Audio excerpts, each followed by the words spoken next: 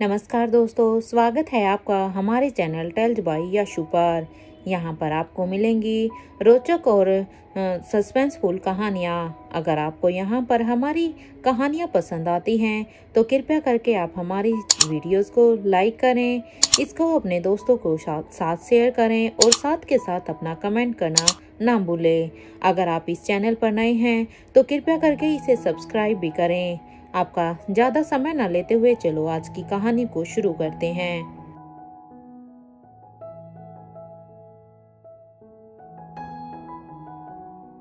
Episode में हमने सुना था कि अनिका एक धमाकेदार एंट्री के साथ अब वहां पर इस मिशन के लिए पहुंच जाती है। अनिका ने यहाँ पर उस गरुड़ के पंखों को के साथ अब वो वहां पर आ जाती है और अब वो उस गरुड़ से कहती है कि तुम मुझे विलेज नंबर 3 के पास उतार दो और फिर तुम वहां से चले जाओ, और हाँ, तुम इन गोलियों से बचकर जाना और तुम सारे गांव पर पूरी तरह से नजर रखना कहाँ पे क्या हो रहा है। अब और साथ के साथ मुझे बताना भी। अब इस बात को सुनकर अब वो गरुड़ भी वहां से जाने लगता है। तो वहीं दूसरी तरफ इधर विलेज नंबर 2 में दमयंती ने जो अभी आसमान में देखा था तो उसके तो एकदम होश उड़ गए थे, क्योंकि अनिका ने यहाँ पर किंग के जैसी एक धमाकेदार एंट्री मारी थी। अनिका इधर विलेज नंबर 3 पर थी। वो अभी अपने ऊपर इन चोपर्स को उड़ता हुआ देख रही थी, क्योंकि ये चोपर आसमान में उड़कर गोलियों की बारिश कर रहे थे। इसलिए अब अनिका अपने पीछे से एक टैब निकालती है और अब उस टैब को निकाल कर अनिका उसमें कुछ टाइम के लिए उसे टाइप करने लगती है, क्योंकि अनिका को सबसे पहले कुछ भी करने से पहले इन चोपर्स का होल्ड अपने हाथ में लेना था। इसलिए अब अनिका अपने टैब में कुछ टाइप करती है। कुछ देर की टाइपिंग के बाद अनिका ने देखा कि वो जो चोपर आसमान में उड़ रहे थे वो सच में उसकी सोच के अनुसार ही ऑटोमेटिक थे, क्योंकि जिस तरह से वो एक अंधाधुंध बारिश कर रहे थे गोलियों की, उसे देखकर अनिका ने पहले ही अनुमान लगा लिया था कि इनके अंदर कोई मनुष्य नहीं होगा जो इन्हें चला रहा होगा। ये एक ऑटोमेटिक मोड में है, इसलिए अब अनिका के लिए इनका होल्ड अपने हाथ में लेना और भी इजी हो गया था। और उसके अंदर मशीन गन को फिक्स किया हुआ था जो कि ऊपर से कंटिन्यूसली फायरिंग कर रही थी। अनिका कुछ ही देर में अब सारे चोपर्स का होल्ड अब अपने हाथ में ले लेती है, क्योंकि अनिका के लिए ये बाएं हाथ का काम था और उसने अब मशीन गन्स के कंट्रोल को भी अब अपने हाथों में लेकर अब उसने सबसे पहले मशीन गन को स्टॉप किया, ताकि यहाँ पर इन गोलियों की वजह से किसी भी इनोसेंट को किसी भी तरह का कोई भी खतरा ना हो, किसी की भी जान पर ना आए। अनिका के इस एक्शन पर अब नीचे गांव में जितने भी लोग इस फायरिंग से खुद को और अपने साथियों को बचाने की कोशिश कर रहे थे वो अब वहीं के वहीं रुक जाते हैं। जैसे ये फायरिंग रुकी, वहां पर अब सभी एकदम से सामने आ जाते हैं। इधर एनी अब चिराग से कहती है, क्या तुम और तुम्हारी टीम ठीक है? किसी को चोट तो नहीं लगी है ना? एनी की इस बात को सुनकर अब चिराग कहता है कि अभी तो हम सभी सेफ ही हैं, लेकिन ये अचानक से ये चोपर कैसे रुक गया? क्योंकि अब तक तो ये एक अंधाधुंध बारिश कर रहा था गोलियों की, तो अब क्या हुआ? ये एक पल के लिए तो मुझे लगा था कि ये तो कंटिन्यूसली ही चलेगा और यहाँ पर हम लोग कुछ भी नहीं कर पाएंगे। इवन हम लोगों के लिए तो बचना मुश्किल भी हो रहा था। अब उसकी ये बात सुनते ही अब एनी ने कहा कि लगता है इस मिशन में या तो अनिका मैडम आ गई है या फिर मेरी बॉस आ गई हैं, क्योंकि ये चोपर ऑटोमेटिकली लग रहे थे और बस ये दोनों ही हैं जिन्होंने उसके होल्ड को शायद अपने हाथों में लिया हो और जिसकी वजह से ये रुक गए हों। एनी की ये बात सुनते ही अब चिराग कहता है, कौन है तुम्हारा बॉस? किसके लिए काम करती हो तुम? अब चिराग की इस बात को सुनकर अब एनी कहती है, अभी मेरी बातें मत सुनो, पहले अपने काम पर ध्यान दो। पहले ये सोचो कि अब हम क्या करेंगे, इन इन्फेक्टेड लोगों को मल्टीप्लाई होने से कैसे रोकेंगे, क्योंकि अगर ये लोग कहीं और भी आबादी वाले एरिया में गए तब तो वहाँ पर और भी बुरा हाल मचेगा। अब एनी की इस बात को सुनकर अब चिराग कुछ सोचने लगता है कि तभी अब चिराग के दिमाग में अचानक से एक ख्याल आता है और वो अचानक से अपने हाथ की चुटकी बजा देता है, जिसे देखते ही अब एनी भी समझ जाती है कि शायद चिराग को कोई आइडिया आया है। इसलिए अब एनी चिराग के इस एक्शन को देखकर कहती है, क्या हुआ चिराग, क्या तुम्हें कोई आइडिया आया है सच में? अब एनी की बात को सुनकर अब चिराग एनी से कहता है, अगर हम सारे ही इन्फेक्टेड लोगों को कहीं किसी एक रूम में ले जाकर बंद कर दें तो हम इन्हें मल्टीप्लाई होने से रोक सकते हैं क्योंकि उससे जब अगर ये उस रूम से बाहर ही नहीं जा पाएंगे तो इनके संपर्क में फिर कोई नॉर्मल इंसान भी नहीं आ पाएगा। अब चिराग की इस बात को सुनकर अब एनी कहती है, हाँ ये तो बहुत ही अच्छा आइडिया है और ये काम हम कर सकते हैं और मेरे पास तो इसके लिए एक आइडिया भी है। अब एनी के ने जैसे ही आइडिया का नाम लिया तब अब चिराग भी बड़ी ही क्यूरियोसिटी से अब कहता है कि हाँ क्या आइडिया है एनी, जल्दी से बताओ ताकि हम इस काम को बड़ी ही आसानी से कर सकें। अब ये चिराग की इस बातों को सुनकर अब एनी कहती है, पहले अपना कान मेरे पास लेकर आओ। इस बात पर अब चिराग बड़ी ही हैरानी से एनी को देखने लग जाता है। अब वो अपने मन में ही सोचता है कि इंसानों के साथ रहते रहते ये भी वैसे ही बिहेव करने लगी है जैसे हम इंसान करते हैं। चिराग को इस तरह से अभी अपने ख्यालों में देखकर अब एनी फिर से कहती है, अभी तुम टाइम वेस्ट कर रहे हो, अभी टाइम वेस्ट करने का बिल्कुल भी वक्त नहीं है हमारे पास, क्योंकि हमारे पास एक लिमिटेड टाइम है और जिसमें हमें अपने काम को पूरा करना है और अगर हमने उस टाइम में ये काम नहीं किया तो फिर उसका रिजल्ट क्या निकलेगा ये तो तुम भी अच्छी तरह से जानते हो। एनी के अब इस बात को सुनकर अब चिराग जल्दी से अब अपने सेंस में आता है। वो अब अपनी सोच से बाहर आता है और अब उसके पास कोई भी ऑप्शन नहीं था क्योंकि उसे एनी से उसका आइडिया जानना था। इसलिए अब वो एनी के पास अब अपने कान को लेकर जाता है और उसके पास जाते हुए कहता है, अब बताओ क्या करना है। चिराग के पास जाकर अब एनी उसे अपना प्लान उसके कान में बताने लगती है। पूरा का पूरा प्लान सुनने के बाद अब चिराग कहता है, मैं तो अपना काम कर लूंगा एनी, लेकिन तुम कैसे करोगी?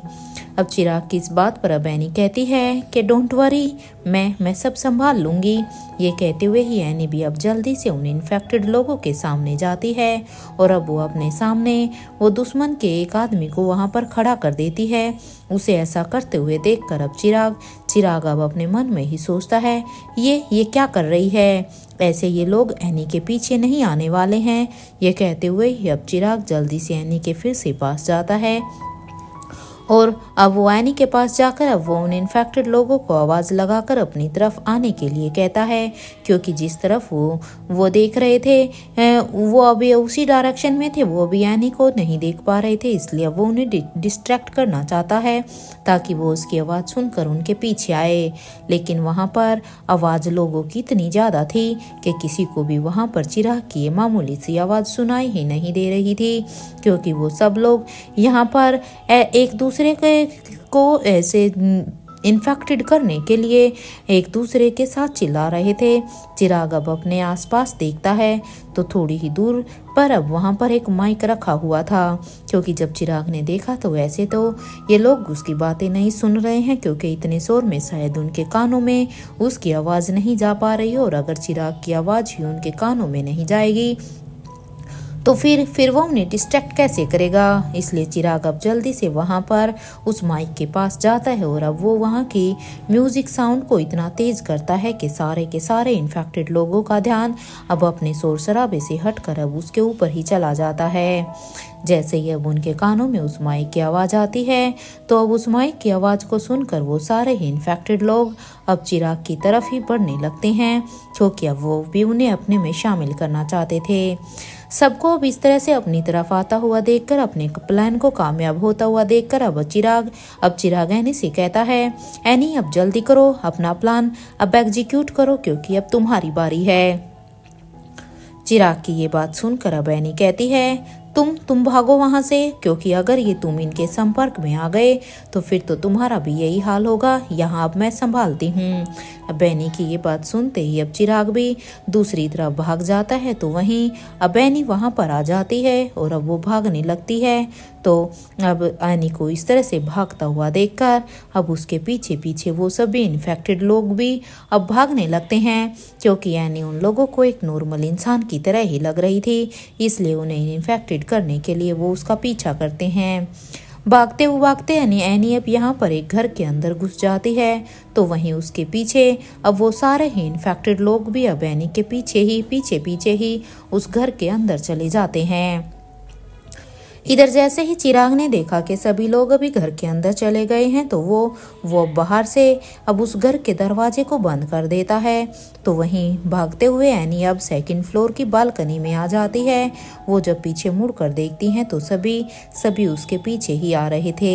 यहाँ पर एनी को अब अपना प्लान सक्सेसफुल होता हुआ नजर आता है। एनी अब उस रूम के दरवाजे को अब एनी वहां पर आने के बाद अब उस रूम के दरवाजे को बंद कर देती है और इसके बाद वो बालकनी से ही नीचे जंप कर देती है। तो वहाँ चिराग आकर अब उसे कहता है, एनी तुम इस तरह से ज़्यादा वक्त तक इन लोगों को रोक नहीं सकती हो, क्योंकि जिस तरह से वो लोग दरवाजे को खोलने की कोशिश कर रहे हैं ऐसा लगता है कि ये सभी तो दरवाजे को ही तोड़ देंगे।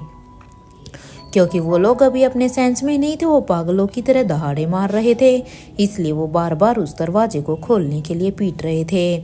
चिराग की इस बात को सुनकर एनी भी अब उस दरवाजे की तरफ देखती है और अब एनी कहती है, पता नहीं हमें कोई एंटीडोट मिलेगा भी या नहीं, क्योंकि अगर हमें इससे वायरस का एंटीडोट नहीं मिला तब तो फिर ये सिचुएशन और भी ज़्यादा क्रिटिकल हो जाएगी। क्योंकि तुमने सही कहा, ऐसे तो इन लोगों को हम बस थोड़े ही समय के लिए ऐसे रख पाएंगे। यहाँ चिराग और एनी अभी बात ही कर रहे थे कि तभी उस गांव में 3 से 4 गाड़ियां एकदम से आकर वहां पर खड़ी हो जाती है और उस गाड़ी के अंदर से अब ढेर सारे लोग निकलकर बाहर आने लगते हैं।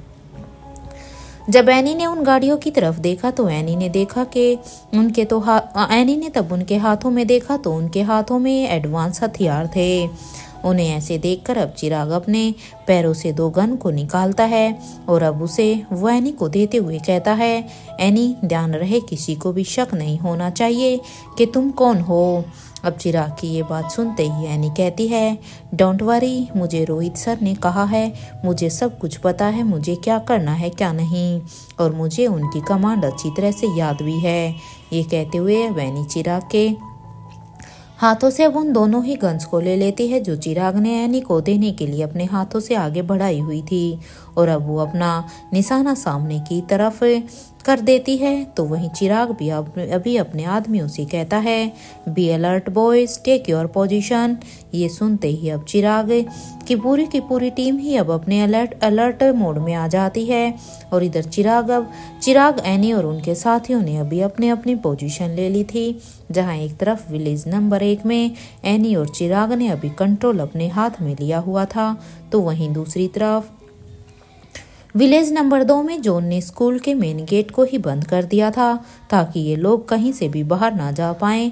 अब ये सब देखकर अब भूमिका कहती है, जॉन हमारे पास ज़्यादा वक्त नहीं है, ये लोग इस गेट के ऊपर से भी तो जंप करके यहाँ आ जाएंगे, क्योंकि ये गेट इतना बड़ा नहीं है और इनके लिए ये काफ़ी इजी काम भी होगा।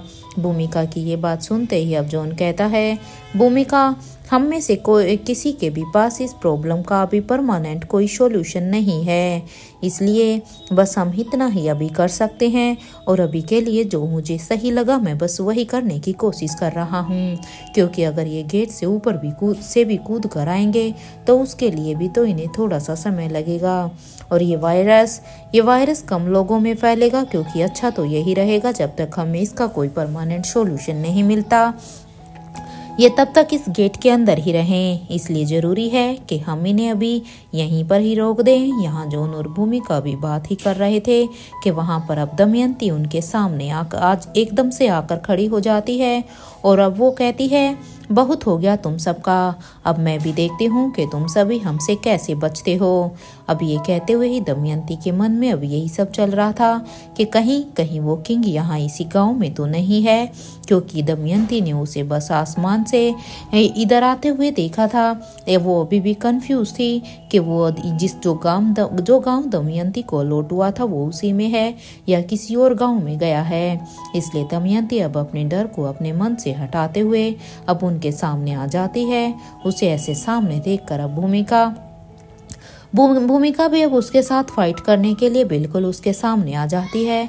इससे पहले कि उनके बीच में फाइट शुरू हो जाती, तभी उस गांव में भी 3 से 4 गाड़ियां वहां पर आ जाती हैं और उनके अंदर से अब कुछ लोग वैसे ही उस पहले वाले गांव की तरह निकल कर बाहर आते हैं और उन सभी के ही हाथों में एडवांस हथियार थे। उन सभी लोगों को देखकर अब भूमिका अपने ही मन में कुछ सोचने लगती है कि तभी उसकी नज़र अब वहां पर किंग के आदमियों पर जाती है, जो कि कुछ कमर से तो कुछ पैरों से हथियार निकाल कर एक दूसरे को दे रहे थे।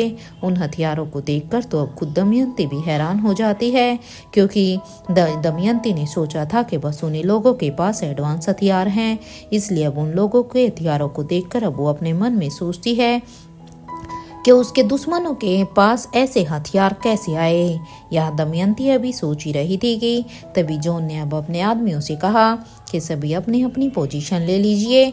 अब जॉन की ये बात सुनते ही भूमिका एक पिलर के पास जाते हुए ही अब वो अपने हाथों में बंदूक लेकर अपनी पोजीशन ले लेती है। तो वहीं जॉन और किंग के आदमियों ने भी अभी सेम यही किया था। उन्होंने भी अब तक अपनी पोजीशन ले ली थी ताकि ये फाइट चाहे किसी भी रूप में क्यों ना हो, उस पर वही विजयी करें। वही दमयंती अब उन सबको ऐसे करता हुआ देखकर अब वो अपने आदमियों से कहती है कि अपनी अपनी पोजीशन लो और जल्दी से फायरिंग शुरू कर दो। ये अब दमयंती की ये बात सुनते ही अब वो गाड़ियों से अब उन गाड़ियों में आए हुए वो सारे ही लोग अभी अपनी उन्हीं गाड़ियों के पीछे छिप जाते हैं और वो उनके पीछे छिपकर अब अपने आप को सेव करते हुए अपनी पोजीशन ले लेती हैं। उनकी नज़र अब अपने दुश्मनों पर ही थी। तो वहीं अब तक अनिका अपने तेज कदमों पर से अभी अब्दुल और इंस्पेक्टर अब्बास के पास आ जाती है। उसे वहां पर देखकर अब इंस्पेक्टर अब्बास कहते हैं, अनिका तुम यहाँ। अनिका वो देखो हमें आने में देर हो गई है। अब यहाँ पर इंस्पेक्टर अब्बास की ये बात सुनते ही अनिका ने जब उन फार्मर्स का हाल देखा तो उसके तो एकदम से ही होश उड़ गए थे। और इतना उसके लिए काफ़ी नहीं था। जब उसकी नज़र अपने दोनों आदमियों पर जाती है तो उन्हें देखकर तो अब अनिका को इन लोगों के ऊपर बहुत गुस्सा भी आ रहा था, क्योंकि इसमें उनकी टीम के आदमी भी शामिल थे जो कि यहाँ पर पेरिस डिपार्टमेंट के लोग थे। उन्हें देखकर तो अनिका का ऐसा मन कर रहा था कि वो अभी यहाँ पर तूफान लेकर आ जाए और वहाँ पर अपने दुश्मनों को अभी मुंह की चखाए। उसे रोबिन और उसके साथ अपने आदमी के लिए बहुत ही बुरा लग रहा था, क्योंकि इन लोगों ने रोबिन के और उसके उस साथी के साथ क्या किया था। अब अनिका को याद आ जाता है कि कैसे रोबिन ने अपनी जान खतरे में डालकर उसके लिए काम किया था। उसकी वफादारी अब अनिका की आंखों के सामने आ जाती है, इसलिए अब उसका ये खून और भी ज़्यादा खोल जाता है।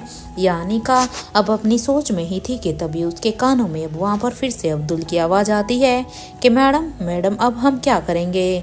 ये लोग तो विलेज के अंदर जा रहे हैं और हम इसे कैसे रोकेंगे। हम तीनों में से कोई भी इन्हें डिस्ट्रैक्ट नहीं कर सकता है।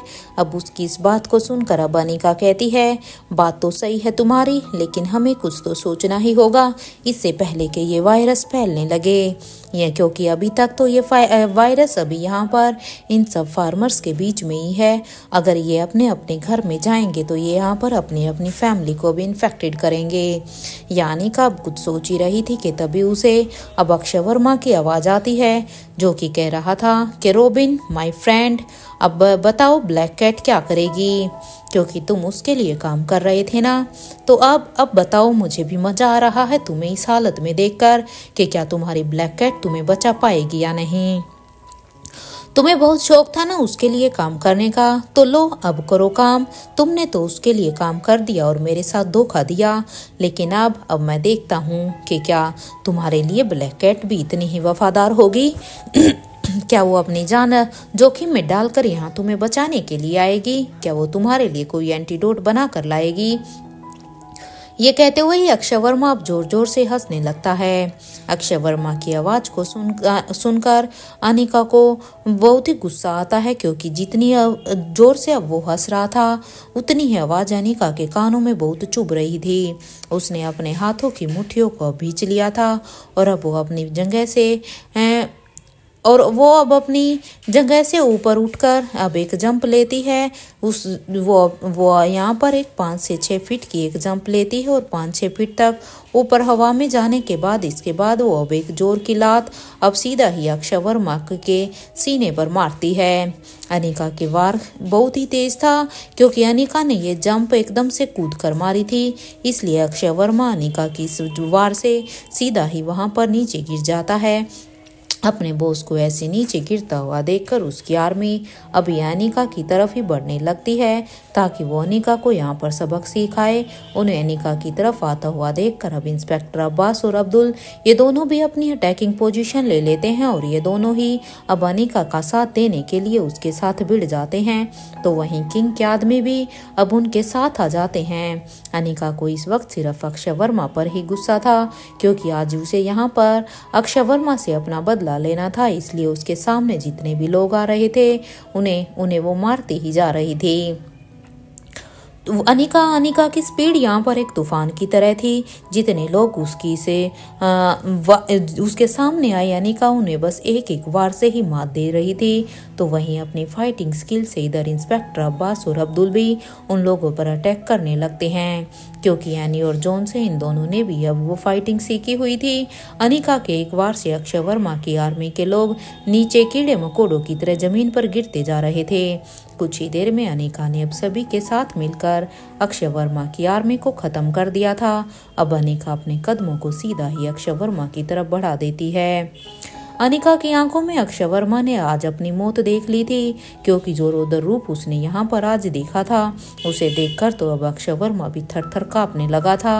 अब वो अपने कहे हुए हर एक शब्द को सोचने लगता है, लेकिन इसके बावजूद भी अब वो उसे फाइट करने के लिए अपनी जगह पर उठकर खड़ा हो जाता है क्योंकि अब उसे भी समझ आ गया था कि अब उसके पास पीछे जाने का रास्ता ही नहीं है। उसके जितने भी फाइटर्स थे वो भी मर चुके हैं। इससे और उन सब की मौत कितनी बुरी तरह से हुई है वो भी उसने खुद अपनी आंखों के सामने देखा था। इससे पहले के यहाँ पर अनिका और अक्षय वर्मा के बीच में फाइट शुरू होती कि तभी उस गाँव में भी कुछ गाड़ियां अब आकर खड़ी हो जाती हैं क्योंकि दुश्मनों का यही प्लान था। दुश्मनों ने शायद सारे ही गाँव में ऐसे ही गाड़ियां भेजी हुई थी। जैसे ही अक्षय वर्मा ने देखा कि उसे के आदमी यहाँ पर आ गए हैं और अब उसकी स्ट्रेंथ और भी बढ़ने वाली है, तो अब वो अपने आदमियों से एकदम से चिल्ला कर कहता है, जान से मार दो इन लोगों को, इनमें से कोई भी नहीं बचना चाहिए, ये मेरा आदेश है। अब अक्षय वर्मा की ये बात सुनते ही वो सभी आदमी अब जल्दी जल्दी से अब उन गाड़ियों से बारी बारी से उतरते हैं और वो अभी अपनी गन्स को निकालकर अपनी पोजीशन को ले लेते हैं। उन्हें ऐसी पोजीशन लेता हुआ देखकर अब अनिका भी अब्दुल की तरफ देखने लगती है। तो वहीं सिर्फ अब्दुल ही नहीं बल्कि उसके साथ आए हुए जितने भी आदमी थे वो सभी भी अब अनिका के इशारे को समझ जाते हैं और वो सब अपनी गन्स को निकालकर अब एक दूसरे को देने लगते हैं। यहाँ अनिका की नज़र सिर्फ उन लोगों पर ही नहीं थी, वो अब उन गाड़ियों को भी देख रही थी। यहाँ पर ये सभी एक दूसरे के सामने खड़े थे अपनी गन्स की पोजीशन में लेकर क्योंकि सब ने एक दूसरे का निशाना बनाया हुआ था। वहीं दूसरी तरफ इधर किंग की स्टैचू ने उन लोगों को अभी तक उस कमरे में ही रोक कर रखा हुआ था। वो अब उन लोगों को वहीं दूसरी तरफ अब तक किंग की स्टैचू ने भी उन लोगों को रोक कर रखा हुआ था। वो उन लोगों को गांव के अंदर जाने ही नहीं दे रही थी। वहां अर्जुन सिंह बार बार उसे रोक रहा था कि तुम ऐसा मत करो क्योंकि अर्जुन सिंह को तो वो एक नाजुक सी एक लड़की नजर आ रही थी। लेकिन आकांक्षा वर्सेस यानी किंग की स्टैचू उसे बार बार अब अर्जुन सिंह की इन बातों को इग्नोर कर रही थी। तो वहीं छठी इंद्रिय अब कहता है मत करो ऐसा कुछ, हम सब यहाँ पर एक मिशन पर हैं। अब उसकी इस बात को सुनकर अब अर्जुन सिंह कहता है तुम्हें तो मुझसे जलन हो रही है ना कि मेरी इतनी खूबसूरत गर्लफ्रेंड बनने वाली है, क्योंकि तुम देखना अब तो इसे पटाने से मैं बिल्कुल भी नहीं मानने वाला।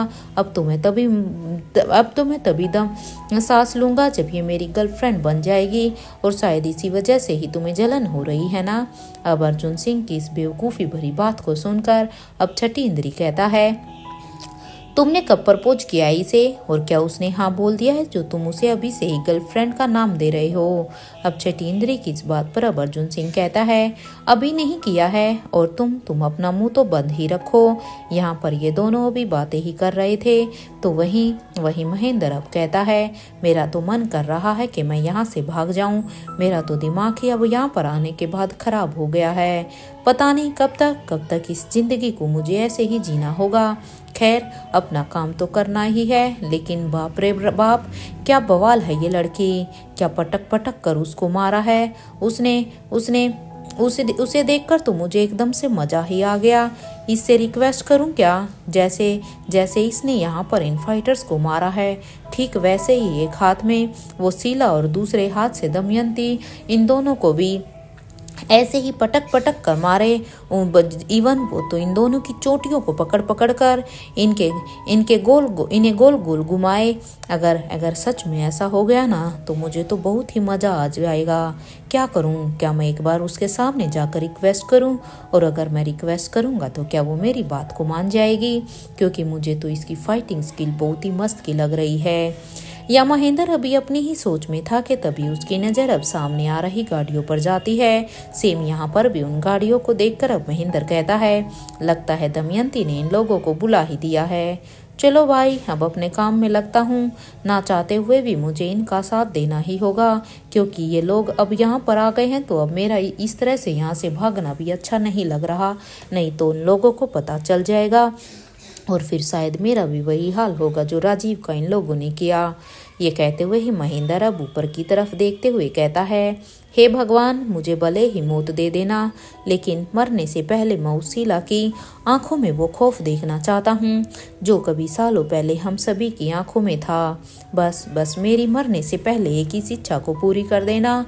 और उस डर का उस शीला ने मेरा बहुत ही मजाक उड़ाया था ना, तो बस मुझे उसकी आंखों में वो डर ही देखना है, क्योंकि ये ज़्यादा अपनी हवाइयों में उड़ी हुई है। अगर सच में ऐसा हो गया ना तो मुझे तो मज़ा आ जाएगा, फिर मुझे मेरी मौत का भी दुख नहीं होगा। ये सोचते हुए ही महेंद्र अब अपने आदमियों के पास आ जाता है। इतने सारे लोगों को वहां देखकर तो अब अर्जुन सिंह और छठी इंद्री अब एक दूसरे को ही हैरानी से देखने लगते हैं। उन्हें तो कुछ भी समझ में नहीं आया कि ये सब क्या हुआ, क्योंकि उनसे यहाँ की सिचुएशन अभी पूरी तरह से संभली भी नहीं थी कि तभी यहाँ पर अब और भी आदमी आ गए थे। इसलिए अब वो एक दूसरे से देखते हुए कहते हैं अब हम क्या करेंगे, हम तो यहाँ पर सिर्फ 3 ही लोग हैं। या किंग की स्टैचू अभी अपने टारगेट की तरफ बड़े ही ध्यान से देख रही थी। वो जानती थी कि उसके लिए इन लोगों को मारना कोई बड़ी बात नहीं है, क्योंकि वो कोई मामूली नहीं बल्कि वो किंग की स्टैचू थी जिसे हराना किसी के बस की बात नहीं थी, क्योंकि उसे अनिका रोहित ये ही हरा सकते थे। लेकिन उसके लिए प्रॉब्लम ये थी कि अगर वो उस जगह से हटी ना तो फिर ये सारे ही इन्फेक्टेड लोग यहाँ से भागकर उस गांव के अंदर चले जाएंगे, और जिन्हें वो यहाँ से जाना नहीं देना चाहती थी। वैसे भी इन लोगों को रोकने के लिए स्टैचू ने 2 पेड़ों को जड़ से नीचे गिरा दिया था। जब वो ऐसा कर रही थी तो सिर्फ छठी इंद्री और अर्जुन सिंह ही नहीं बल्कि महेंद्र भी ये सब देख रहा था, क्योंकि यहाँ पर किंग की स्टैचू ने अपनी पूरी ताकत के साथ उन पेड़ों को जड़ से उखाड़ा था। उनके लिए ये देखना बहुत ही आश्चर्यचकित था कि भला कोई एक लड़की, एक नाजुक से दिखने वाली लड़की इस तरह से पेड़ों को जमीन से उसकी जड़ों से कैसे उखाड़ सकती है। अरे ये तो किसी शक्तिशाली इंसान के लिए भी बहुत ही मुश्किल काम था, इसलिए वो उसे देखकर हैरान थे। वहाँ पर जितने भी लोग होश में थे, आकांक्षा को ऐसे देखकर तो अब सभी की आंखें फटी की फटी रह गई थी कि सच में आखिर ये कौन सी बला है। वहाँ इधर स्टैचू ने दोनों मोटे मोटे पेड़ों को पकड़कर उन इन्फेक्टेड लोगों को रोक कर रखा हुआ था। वो भी अपने मन में ही यही सोचती है, सॉरी किंग, मैंने आपके रूल को तोड़ा है, मुझे ऐसा नहीं करना चाहिए था। But you don't worry, after this mission मैं 4 प्लांट्स को लगाऊंगी। अब तक महेंद्र अभी अपने आदमियों को लेकर वहां जाता है और उसके आदमी उन सभी के ही ऊपर बंदूकों को तान कर खड़े हो जाते हैं। तो वहीं अर्जुन सिंह और छठी इंद्री भी अब अपने कमर से अपने गन को निकालता है कि तभी सभी के कानों में अब गन फायर होने की अब एकदम से आवाज आ जाती है।